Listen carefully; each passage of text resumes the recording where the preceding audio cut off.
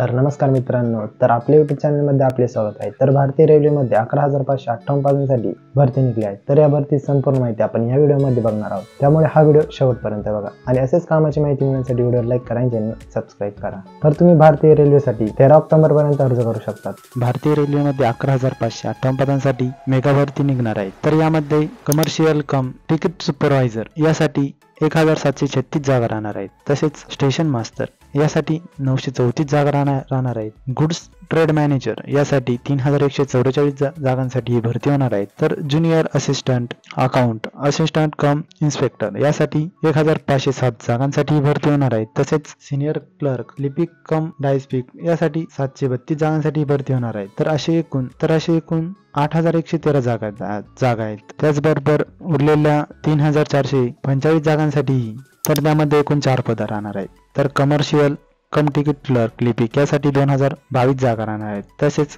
Accountant clerk कम inspector यासाठी 361 जागा राहणार आहेत। तसेच ज्युनियर क्लर्क टाइमिस्ट यासाठी 990 जागा राहणार आहेत। ट्रेन क्लर्क लिपिक यासाठी 72 जागा राहणार आहेत। तर अशी एकूण 11,500 पदांसाठी ही भरती होणार आहे। तर यामध्ये वयोमर्यादा ही 2025 रोजी तुमचे वय जर 18 ते 33 मध्ये असेल तर तुम्ही अर्ज करू शकता। तसेच कॅटेगरीनुसार वयामध्ये सूट देण्यात आली आहे। तर SC ST कॅटेगरीतून अर्ज करणार असाल तर 5 वर्षापर्यंत सूट आहे।